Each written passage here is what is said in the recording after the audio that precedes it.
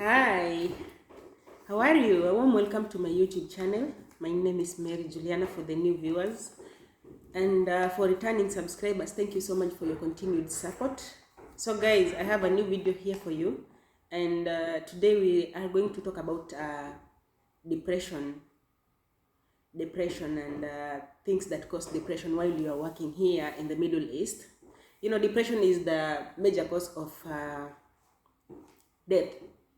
Like so many people are now killing themselves due to depression, and this is happening only to ladies and not men. So I'm going to highlight some few causes of depression, and maybe you can avoid them so that you don't end up becoming a victim.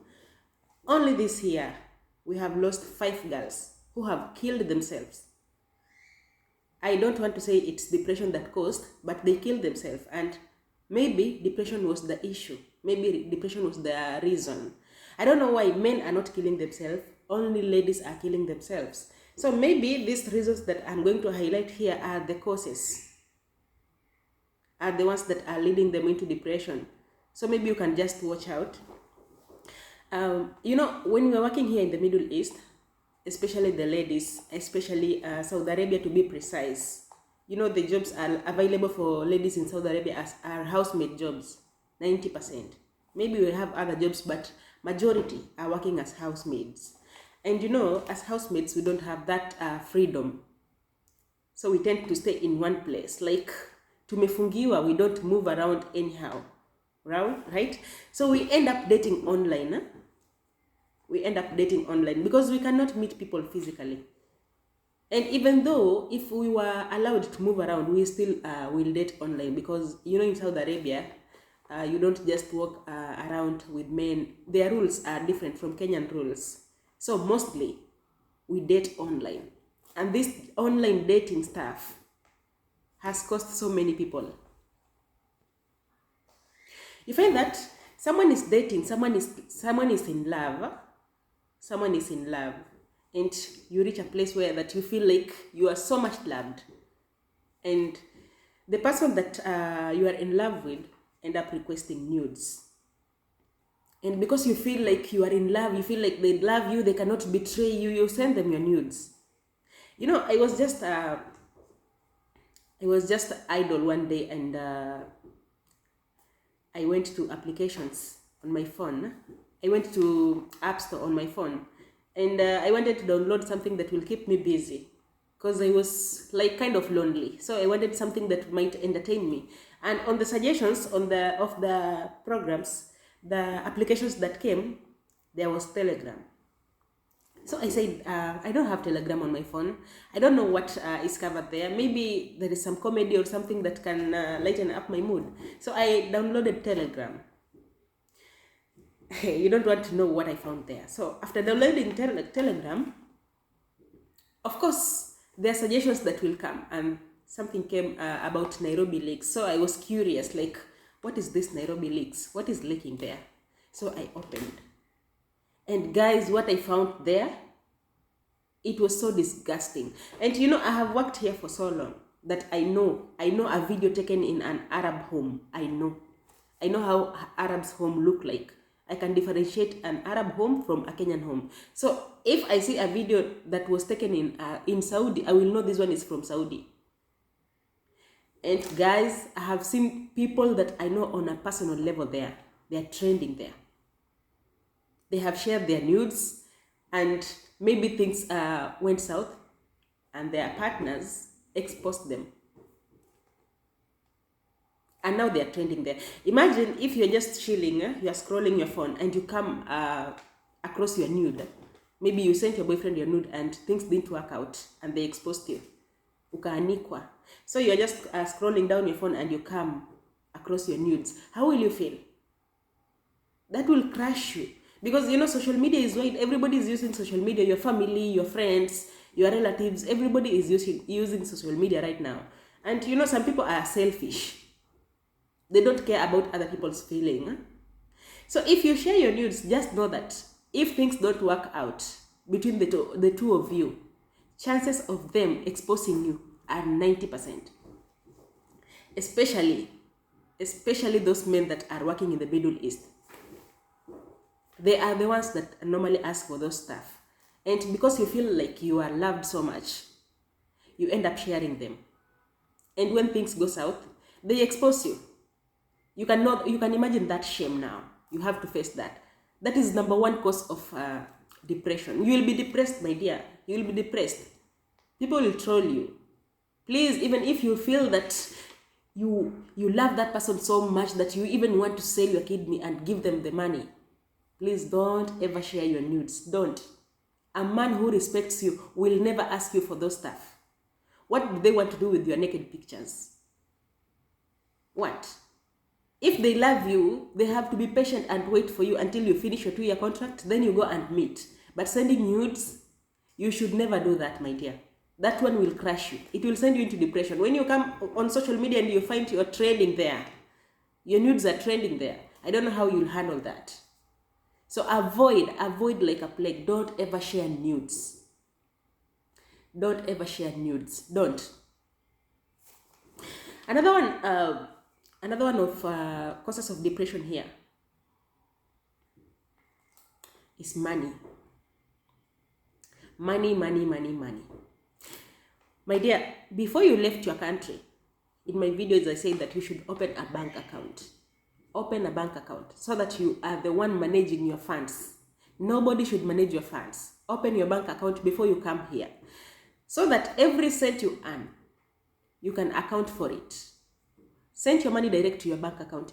There is no need of you sending your money back to Kenya, maybe via Western Union, so the person who is in Kenya will take the money and now put in the account. They will not do what you have instructed them to do in most cases. I have not said everybody, but in most cases, they will not do as you have instructed them, and you will start quarreling. I have shared how your boss can send your money to your M-Pesa in my videos. Scroll down and look for it. Your boss can send your money in your M-Pesa just using the phone. It's very easy, by the way. If they don't understand English, you just go and watch that video, master everything, and take them through the procedure. It's very easy. Your boss can send your money to your bank account. Let them send your money to your bank account or your M-Pesa. By the way, if they send to your M-Pesa, you can transfer that money to your bank account. Then, if you want to send your family money, send the money that you want them to spend. And don't send them the money that you want them to save for you. Save your money, those ones that you want to send them for the upkeep or maybe to buy food. Send exactly that. If maybe you have a program that you want to send them 10,000 every month, that's okay.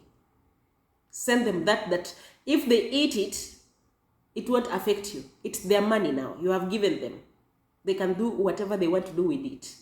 But don't send your savings back in Kenya like you are telling someone to save for you. You will end up killing yourself. Because 90% of these cases, people who send money back at home, 90%, the money is not used as planned. It's not used as planned. And sometimes when you send money back home, assuming that, for example, those people that get paid after 3 months, you know, the money accumulates. After 3 months, that's when your boss will send your money to your country. You know, people in Kenya or people in your country will think that this money is a lot of money. Because they don't know it's 3 months salary. They think that it's a lot of money. And when you tell them that, for example, it's 100,000 you have sent home, and you tell them, take 10,000 and save for me 80,000, they think that you are giving them very little and you are saving a lot. They don't know your plans. They don't know what you are going through to get that money. So I will advise, instead of doing that, send your money to your bank account. Then transfer the amount of money that you want to send them for upkeep. Send only that. Don't let them see the huge amount of money, then you give them peanuts. Some people are not grateful. Okay? Another one is the issue of kids. The issue of kids. Those people that have left their kids in the country and traveled here to work. Let me tell you, responsibility of taking care of your kid, it's not your parents' responsibility to take care of your kids. It's not your sister's responsibility to take care of your kids. So, they are doing you a favor. If they are taking care of your kids and you are working here, you should be grateful and you should be always humble. Some people, they just get depressed over petty issues. You know, most people before they came here, majority of us, we were living in the cities with our families. When you decided to come here, maybe you took your kids to the village, maybe to stay with your mother or your sister. They moved, they shifted, and you are expecting like they will stay the same way you are staying with them in the city. No, it can't happen like that. Village life is different from city life. As long as these kids have eaten, as long as these kids are healthy, they are not sick, and they are going to school, other things are not important. They have eaten, they are healthy, and they are going to school. Other things are not important. These issues of, sometimes I pass through your post on Facebook and someone is complaining they called and the kids who are putting on dirty clothes. That should not give you depression. That should not make you call the person that is taking care of your kid and maybe have argument. You want to argue, why are you not showering? Why are you not giving the kids a shower? Just leave them. Some people complain that they are calling their family to speak to their kids and the family, they are not available. And maybe the family is telling them that they don't have credit. My dear, if you are sending them money for upkeep, assuming you're saving 10,000, don't expect that 10,000 to be used for buying credit also. Life in Kenya is very difficult right now. Like the economy is very high. Everything is expensive. Don't expect that 10,000 for upkeep. It's the same money that is supposed to be used for buying credit, to call you to talk to your kids. If you have kids back in the country, money for upkeep should be money for upkeep. And don't expect anything from that money for upkeep. Spare some money in your M-Pesa. When you call them and they are not available, send them credit. And if you call them after sending them credit and you can't find them, you can't reach them, maybe they don't come online, look for another alternative. You can be close, you can be friendly to the teachers. Make teachers of your kids your friends, so that if you can talk to your kids through your family or the guardian, the person taking care of the kids, you can talk to your kids through the teachers. You send the teacher the credit and you call them and you talk to your kids. Full stop. Don't even start an argument. Don't start a fight with somebody who is taking care of your kid. You are on the losing end. You will never win that fight. Remember, they are doing you a favor. And when somebody is doing you a favor, you have to be humble. Always. Because it's not their responsibility to take care of your kids. So you have to be humble. You have to be humble. Don't ever argue with people taking care of your kids back at home. You will end up changing the kids' residence. Like you change them from your sister to your mother to your uncle, and that is a lot of waste of money. Because when you're changing them, you're changing the schools, and you will be depressed, my dear. Those your family member will start fighting over the kids. As long as the kids are healthy, they are not sick, and they have eaten, and they are going to school. Those three. The other ones, leave them. They are luxury.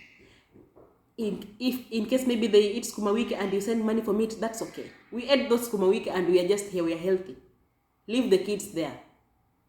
In case you call them and they are putting on clothes that don't please you, leave it. It's only 2 years. When you go back, buy the clothes that you want and make your kids wear what you want. In case maybe you send money and you instruct them, buy this particular kind of cloth and they don't buy it, don't even quarrel. Just assume you didn't see. 2 years is very little time. After you finish your 2 years contract, go back to your country, dress your kids the way you want. Cook for them the food that you want them to eat. Give them a shower every time you want. But as long as you are here, you have to be humble. You have to respect those people taking care of your kids to avoid depression. And maybe if you have more than one kid, try as much as possible, make sure that they stay in one place. Don't separate those kids. Like one kid is living with your sister, another one is living with your mother, you will have depression. Because they will not be taken care of equally, number one. Maybe your sister will be calling you frequently, and your mother cannot do that. So you will think that your mother is not taking good care of your kid.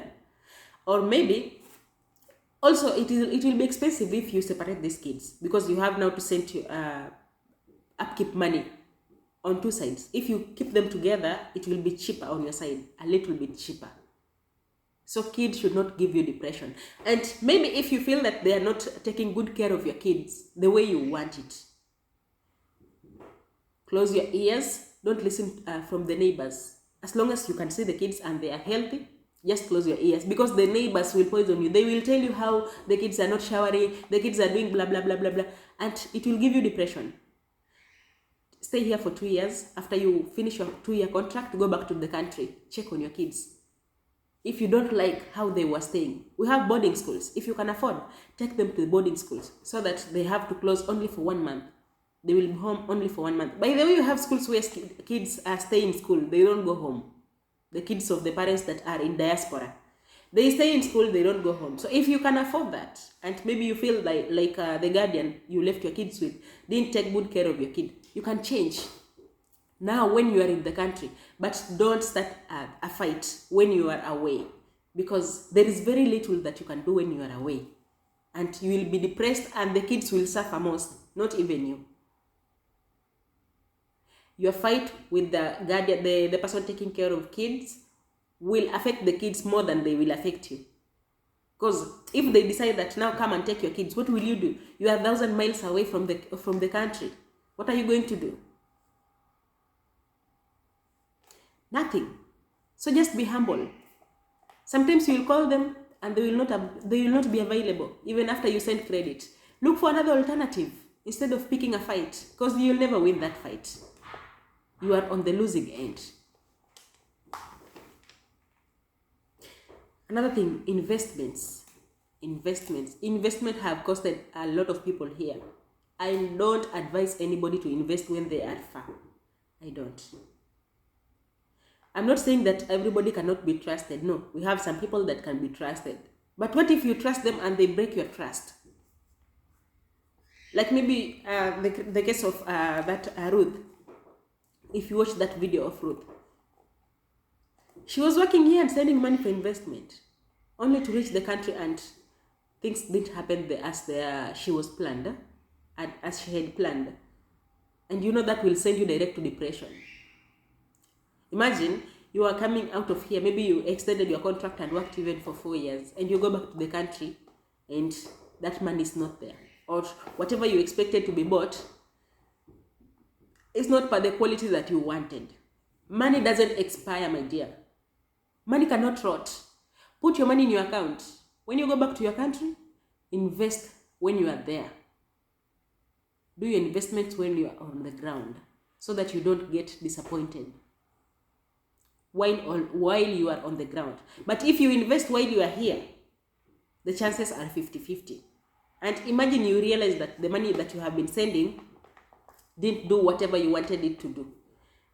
That is direct depression. And you know, while you are living here, like you're staying alone, like it's very difficult to deal with depression while you are here. So avoid it as much as possible. Don't allow yourself to get into depression while you are here, because you'll not even be given time to maybe grieve, maybe to cry, to let out your anger. That your Arab boss doesn't care. Whether you are depressed or not, you have to work. You have to clean the home. You have to cook. You have to take care of the kids, whether depressed or not. So it's your responsibility to take care of your mental health. It's your responsibility and nobody else.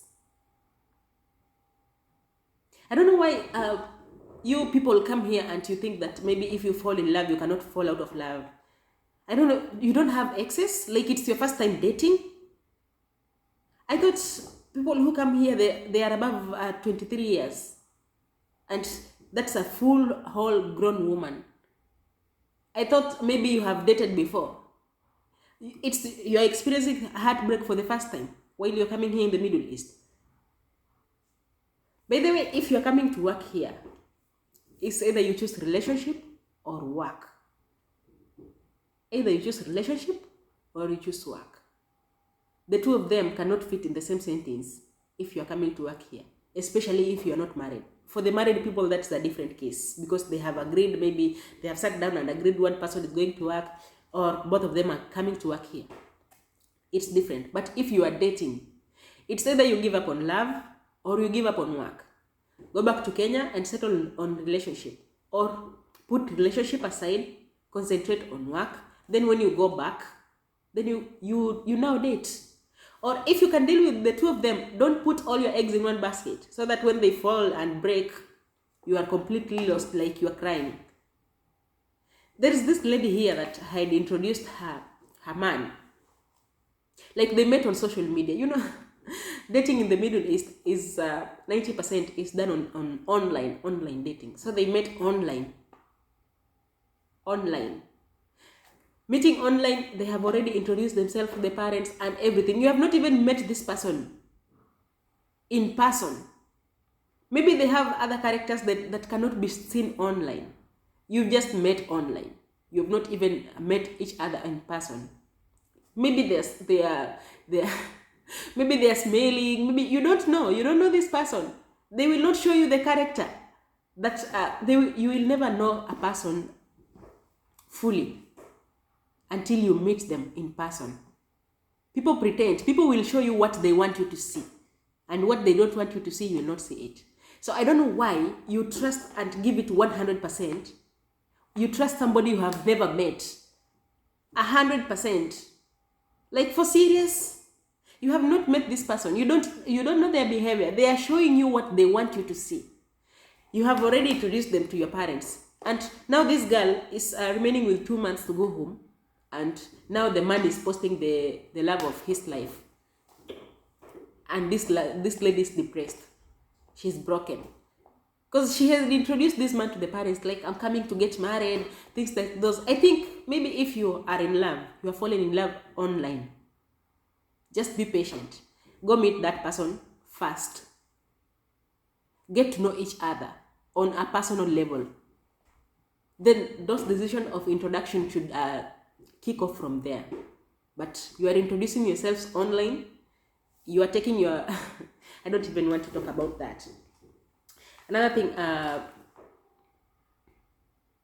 loneliness. You know, when you're working here, like, you don't have family members here.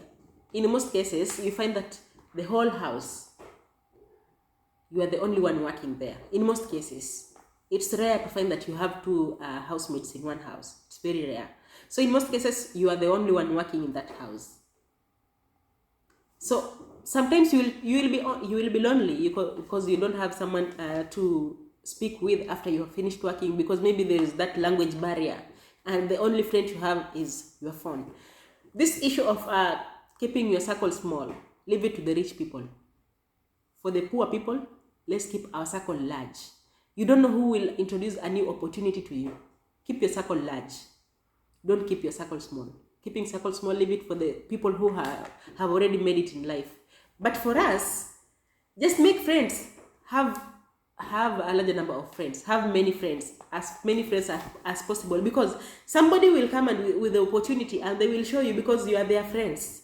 Because they know you. Because they know you need that opportunity. But if you keep a circle of 3 friends, you will not even develop, by the way. Learn to have many friends. If you have your phone, you shouldn't be lonely if you have your phone. We have this application, we have TikTok, we have everything. You can talk to friends, you can come on social media, you can watch videos. I don't know how you become lonely when you have your phone. Maybe if your boss didn't give you a password to the Wi-Fi and you're using data and you know that is a little bit expensive. If you know where that Wi-Fi is, I can help you find the password to that Wi-Fi. Just take a picture of it and send it to my messenger. I will help you scan for that Wi-Fi password. Maybe if you are being offline because of data, so you are limited, you only come online a few minutes, then you leave, because data is expensive. If you know where the Wi-Fi is kept, I can help you find the password to that Wi-Fi, so that you don't have to be lonely. Or rather, maybe if you have that smartphone and you don't know what to do with it. You know, you can have a smartphone and you're just looking at it. Everything is boring. Find something. Find something that will distract you from work. Like, you are working quickly, knowing that I want to finish my work at this time, I have to do something else. Like, maybe, let's say, you can study online, by the way. We have online classes. You can read a novel. We have novels. We have storybooks. They are online. You can watch a movie. There are so many things you can do online, by the way. I don't know why you have to be depressed and become lonely when you have a smartphone. I don't know. You can read, you can study online, and you can even graduate online, by the way. Especially these courses, there is a friend of mine. She's based in Dubai though. She has been doing this class on how to. How to become a, how's it called? I don't know how to put it. How to become a special kids teacher, and she graduated, by the way, online, and it's not expensive. She paid 2,000 Saudi riyals, and she graduated. She's working now. She's teaching special kids. You know, these Middle East countries, we have so many special kids. So many. It's not like in Africa. We have a larger number here in the Middle East. So chances of getting a job when you study for that are high. So you can study online. You can look for these short courses. And it was only 3 weeks she had graduated. Only 3 weeks. Maybe if you need more information about that, you can put it in the comment section. Then I will inquire. I will inquire and tell you how she went about it. And you know, when you're depressed and you think maybe you can't do it, like you want to take your own life, let me tell you, my dear, that pain that you're feeling, that pain that is making you want to commit suicide, even if you kill yourself, it will not go away. You will not end the pain by killing yourself. No. The pain will be transferred to your family members. You will not have ended the pain. The pain will be transferred to your family members and to your kids if you have some. Imagine you are the breadwinner in that family. You know, before you come to Saudi Arabia, coming to Saudi Arabia alone is like, it's a huge risk you're taking, because you have that phobia. Before you came here, you heard all those stories and you have that phobia. And you decided you want to overcome your phobia. You want to overcome your fears. It took a lot of courage to overcome them. It took a lot of courage to decide that you want to come and work in Saudi Arabia. Not everybody can come, by the way. So many people are back in Africa and they're saying, I can't go to that country, because they have that fear. But you overcame that fear. That's why you decided to come. You risked your life because you knew maybe if things go south, this and this is likely to happen. You knew, and you put your trust in God, and you came. I don't know why you should come here and give up in life and decide to take your own life. Maybe your kids, you are looking at the future of your kids and you're like, no, I don't want my kids to stay like this. You want to improve their lifestyle. You want to improve their future. You want to take them to good schools. So when you come here and decide to take your own life, who will continue with that? Who will take that responsibility? Who will educate your kids? Who will give your kids the life that they wanted? The life that you wanted them to live, huh? Who is going to do that? Don't be selfish, by the way. By the killing yourself is being selfish. You're only thinking about yourself. You're not thinking about the people that are remaining behind. Like your kids, like your mother, your father. That pain will never go away. That pain that you are just about to cause them when you are killing yourself will never go away. They will live with it forever. Imagine your kids will become orphans. Not because somebody killed you, because you killed yourself. Even if maybe you shared your nudes and they leaked, please don't kill yourself. Social media, we shall just talk about it, we shall share it for 1 month, then it will disappear. Something else will come up and we'll start talking about that thing.